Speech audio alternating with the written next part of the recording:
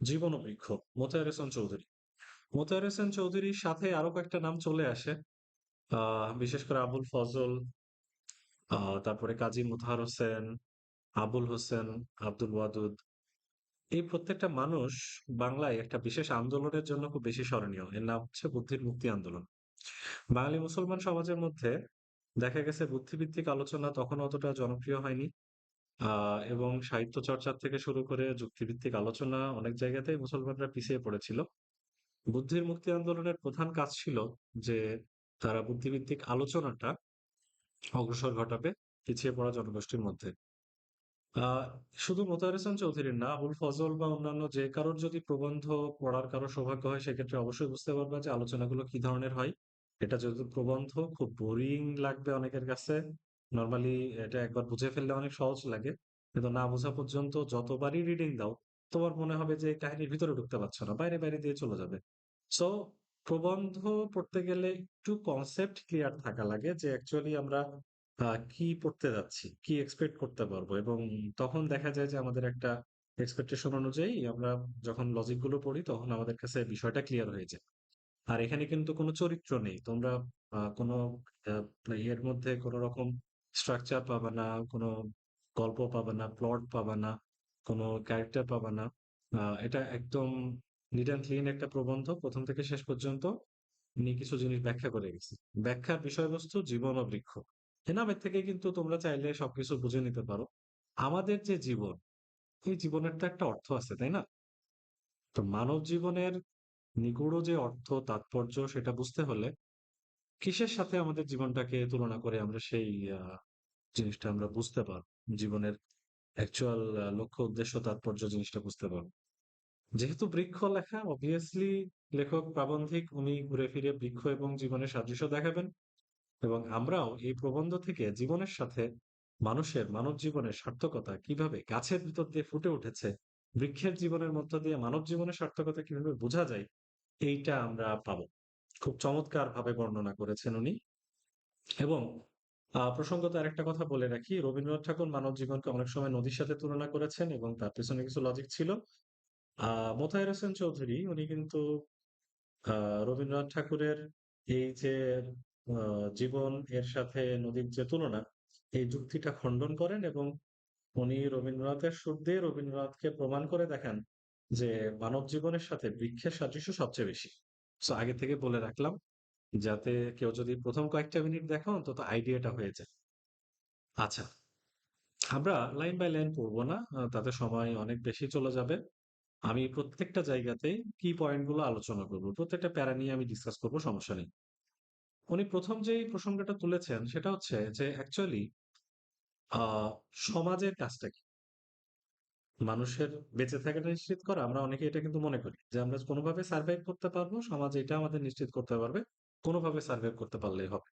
কিন্তু actually just বেঁচে থাকার জন্য, সার্ভাইভ করার জন্য খেলাম, তারপরে মরে গেলাম, অনেক কিছুদিন বেঁচে থেকে মরে গেলাম, এরকম মানুষের জীবনের মিনিংটা এত সামান্য হতে পারে না। হ্যাঁ, তবে আমাদের দেশে, আমাদের সমাজে স্বল্পপ্রাণ, স্থূলবুদ্ধি এবং জবরদস্তি প্রিয় মানুষ অনেক আছে।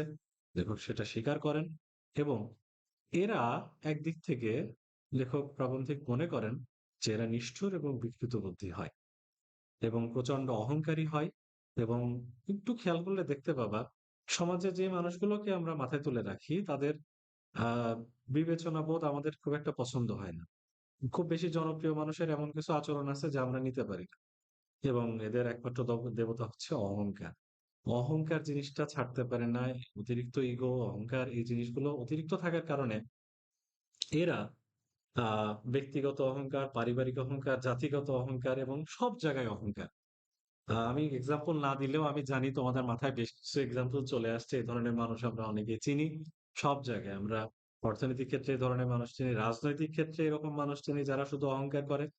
কিন্তু অ্যাকচুয়ালি প্রাবন্ধিক মনে করেন যে মানুষের উচিত মানবপ্রেম নিয়ে কথা বলা। মাঝে মধ্যে সেই কাজটাও তারা করে। কিন্তু এই কথাগুলো নিতান্তই মুখস্থ বলিয়া ওড়ানো, উদ্দেশ্যবিহীন, উপলব্ধিবিহীন বুলি, এতে কোনো কাজ হয় না।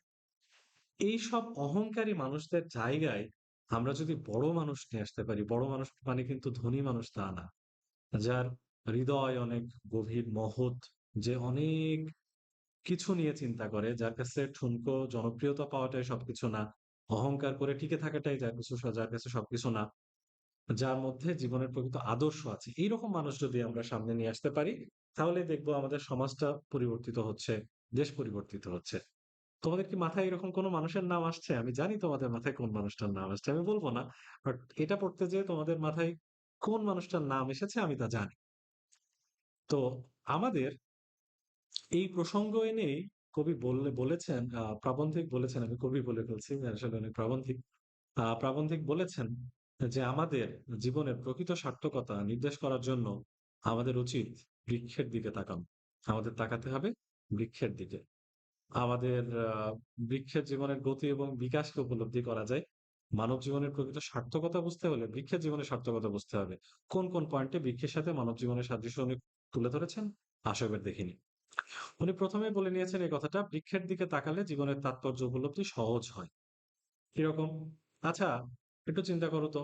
একটা গাছ, তার সার্থকতা কোথায়? কোন রকম কি মাটির থেকে রস টেনে নিয়ে মোটা হতে হবে এরকম? না, তাকে ফুল ফোটাতে হয়, ফল ধরাতে হয়। শুধু যেই গাছটা কোনো ফুল ফল ধরে না, তার জীবনে কিন্তু কোনো সার্থকতা নেই। তার জীবন অসম্পূর্ণ।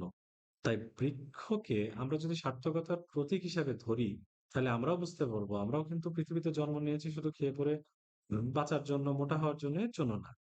আমাদের কিন্তু জীবনের গভীর তাৎপর্য আছে। তো এখন জিজ্ঞাসা করতে পারো যে, ভাই তাহলে কি গাছের মতো আমাদেরও মাথায় ফুল ধরবে, ফল ধরবে, এরকম মানুষ ফল কিনে নিয়ে পেড়ে নিয়ে যাবে। পরের বছর আবার, না, না, এরকম না। অবশ্যই তো কিছুটা পার্থক্য থাকে এই বৃক্ষ এবং জীবনের। কিন্তু আসল কথাটা হচ্ছে যে বৃক্ষের জীবনের সার্থকতা যদি আমরা কোথায়, এটা যদি ফোকাস করতে পারি, তাহলে এটাও বুঝতে পারবো যে মানব জীবনের সার্থকতা কোথায়। এই যে রবীন্দ্রনাথের কথা বলছিলাম একটু আগে।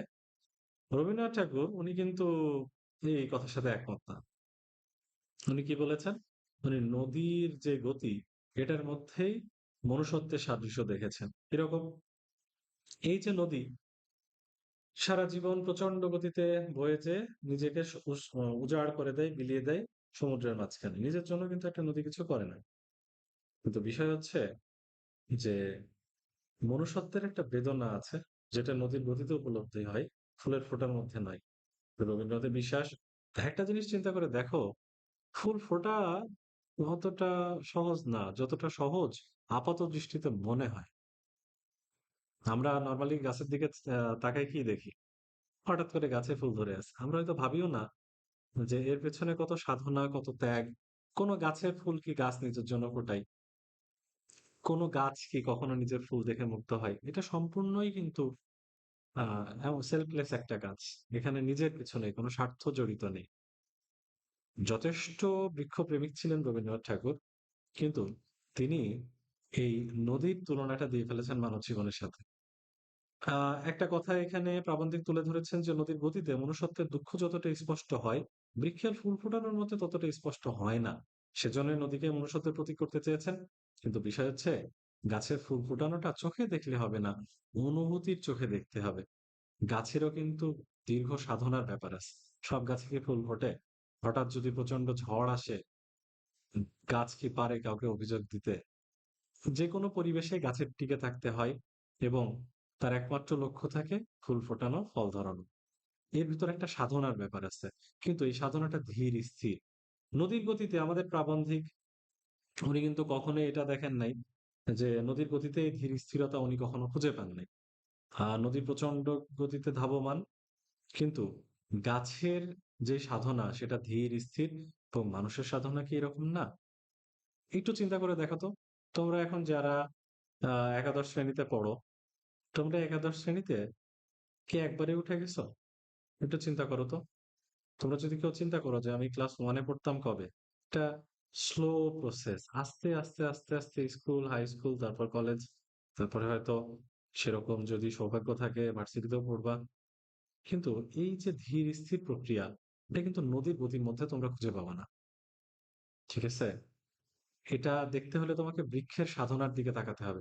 আরেকটা ব্যাপার, আমরা কিন্তু নদী যে সাগরে পতিত হচ্ছে, তার যে সার্থক হচ্ছে, সেই ছবি আমরা প্রত্যহ কিন্তু দেখতে পাই না। আমরা কিন্তু সবসময় দেখি না। নদী আমাদের কাছে থাকে না। আমরা নদী দেখি মাঝে মধ্যে, নদী সাগরে পড়ে যাওয়া বা তার জীবনের সার্থকতার ছবি আমাদের চোখে মাঝে মধ্যে ফুটে ওঠে। কিন্তু বৃক্ষের ব্যাপারটা একটু চিন্তা করে দেখো। বৃক্ষ কিন্তু প্রতিনিয়ত আমাদের আশেপাশে আমরা কিন্তু বৃক্ষের ছবি দেখতে পাই। ওই জন্য আমাদের প্রাবন্ধিক বৃক্ষের উপর এত জোর দিয়েছেন। আমাদের যে বৃক্ষে ফুল ফোটানো, ফল ধারানো, এটা কিন্তু প্রত্যহ চোখে পড়ে। তো নদী সাগরে পতিত হওয়ার দৃশ্য দেখতে গেলে আমাদের হয়তো অনেক অপেক্ষার পরে তারপরে আমরা দেখতে পাবো। আচ্ছা, এবার একটা গুরুত্বপূর্ণ কথায় আসি যে যতই সাধনা করি, সাধনার বিষয়ে আমি কথা বললাম। সাধনার পরে প্রাপ্তির ব্যাপারটা কোথায়? নদী যখন সাগরে পতিত হয়, এখানে কিন্তু নদীর সেরকম প্রাপ্তি স্পষ্ট হয় না। কারণ সে নিজেকে বিলীন করে দিচ্ছে, তাই না? যখন নদী সাগরে যেয়ে মিলছে, তখন সেটার নাম কোনোভাবে কি আর নদী থাকে? না, তখন সাগর হয়ে যায়। অবভিয়াসলি তখন সেটা কিন্তু সাগর হয়ে যায়। এখন বৃক্ষের দিকে তাকানো আরেকটা কারণে জরুরি যে বৃক্ষ যখন ফুলে ফলে ভরে ওঠে, তখন কিন্তু এমন হয় না যে গাছের সমস্ত কিছু শেষ করে দিয়ে সে একটা ফল হয়ে উঠছে। বৃক্ষ কনভার্ট হয় না। তার কিন্তু ব্যক্তিগত অস্তিত্ব, নিজের যে একটা অস্তিত্ব, সেটা সেখানে থাকে। এবং বৃক্ষের ক্ষেত্রে এই ছবিটা আমরা চোখের মধ্যে দেখতে পাই, চোখের সামনে দেখতে পাই। বৃক্ষে কিন্তু কখনোই আত্মবিসর্জন বৃক্ষের ক্ষেত্রে ঘটে না। এবং মানুষের ক্ষেত্রেও প্রাপ্তি এবং দানে পার্থক্য দেখা যায় না, ঠিক বৃক্ষের মতোই। এই যে এখানে লেখা আছে বৃক্ষে প্রাপ্তি ও দান। বৃক্ষের প্রাপ্তি এবং বৃক্ষের দান একই জায়গায়। একটা গাছে যখন ফল ধরে, এই ফলটাই হচ্ছে বৃক্ষের দান এবং এই দানের ফলে তার প্রাপ্তি ঘটে। মানুষের কিন্তু আলটিমেটলি তাই হওয়া উচিত।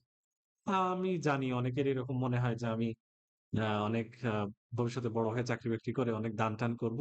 ডোনেশন করার পরে যে দেখা যায় না মানবতার ফেরিওয়ালা, ফেসবুকে একটা সুন্দর করে ভিডিও আপলোড দিয়ে দিব। সবাই দেখবে, অনেক লাইক শেয়ার হবে, সবাই আমাকে চিনবে।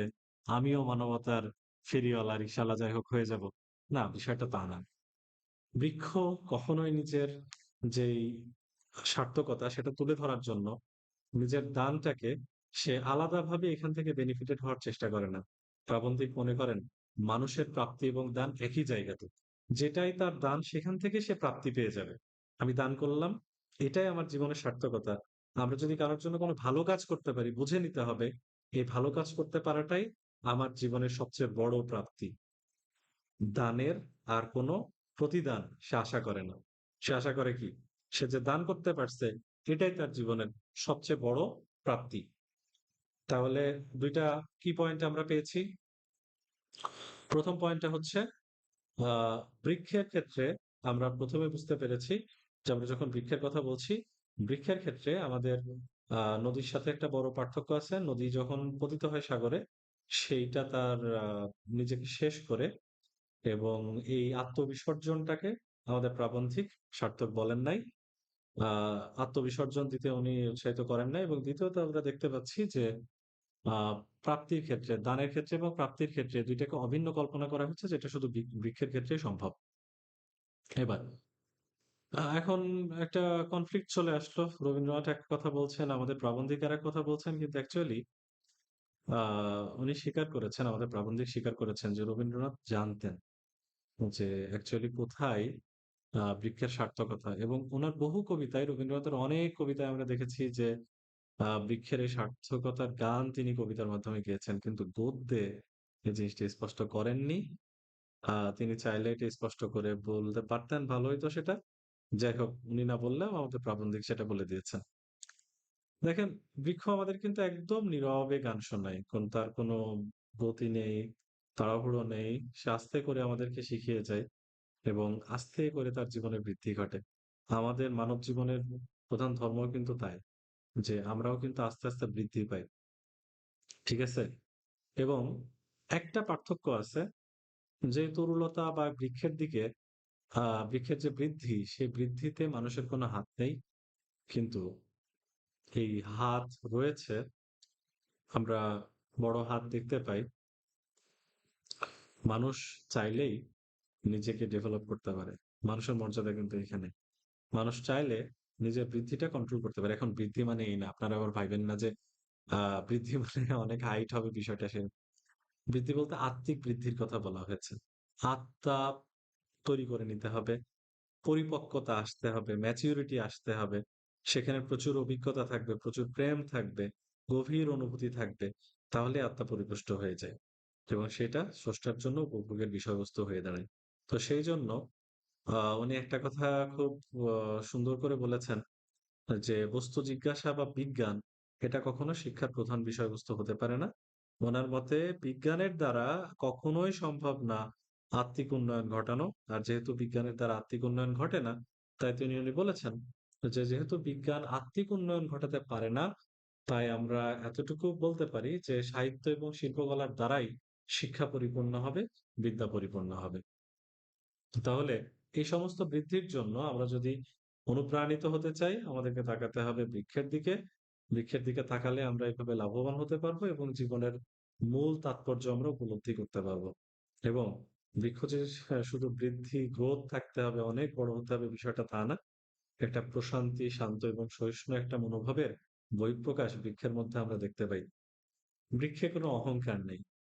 বৃক্ষেও যখন মানুষকে কোনো কিছু দান করে, সেটা নিয়ে সে ফলো করে প্রচার করে না। তার মধ্যে কোনো পারিবারিক, সামাজিক, রাজনৈতিক কোনো অহংকার বৃক্ষের কাজ করে না। বৃক্ষের গতিটা ধীর স্থির, নীরবে বেড়ে চলে, আমাদের পাশেই আছে, কিন্তু কখনোই সে সরবে নিজের অহংকার, নিজের গর্ব কখনো সে প্রকাশ করে না। নীরবে নিভৃতে আমাদেরকে দিয়ে যায় সবকিছু। তাহলে আমাদের যে জীবন, এই জীবনটাও হওয়া উচিত প্রাবন্ধিকের মতে বৃক্ষের মতো। আমরাও নীরবে নিভৃতে নিজেকে বড় করে তুলবো এবং আত্মমানবতার সেবায় নিজেকে বিলিয়ে দিব। এখানেই আমাদের মানব জীবনের সার্থকতা। এখানে একটু খেয়াল করে দেখো, লেখা আছে যে বৃক্ষের বিকাশ, পরিপূর্ণতা, সার্থকতার পেছনে রয়েছে নীরব সাধনা। বৃক্ষ যেমন ফুলে ফলে পরিপূর্ণতা পায়, আর সেসব অন্যকে দান করে সার্থকতার উজ্জ্বল দৃষ্টান্ত হয়ে ওঠে, মানব জীবনের সার্থকতার জন্য তার নিজের সাধনা তেমন হওয়া উচিত। স্বার্থপর, অহংকারী, বিবেকহীন, নিষ্ঠুর এবং জবরদস্তি প্রিয় যে মানুষ, এর জায়গায় তাহলে আমরা দেখতে পাবো প্রেম, সৌন্দর্য, সেবায় বিকশিত, বিবেকবান, পরিপূর্ণ এবং সার্থক মানুষ। এই দুই শ্রেণীর মানুষই আমাদের আশেপাশে আছে এবং আমরা কিন্তু এই ধরনের মানুষকে চিনি। তো প্রাবন্ধিক বলতে চাচ্ছেন এইরকম মানুষ না হয়ে, স্বার্থপর মানুষ, অহংকারী মানুষ, বিবেকহীন মানুষ না হয়ে নিজেকে আড়ালে, নিভৃতে, লোকচক্ষুর অন্তরালে, ধীরে নিজেকে গঠন করে মানবতার সেবায় নিজেকে কাজে লাগানোর মতো পরিপূর্ণ এবং বিবেকবান এবং সার্থক মানুষে পরিণত করার মধ্যেই রয়েছে মানব জীবনের প্রকৃত সার্থকতা। আমার মনে হয় তোমরা আসল বিষয়বস্তু বুঝতে পেরেছো। তারপরে যদি কারো কোনো সমস্যা থাকে অবশ্যই কমেন্টে প্রশ্ন করবা। টাটা।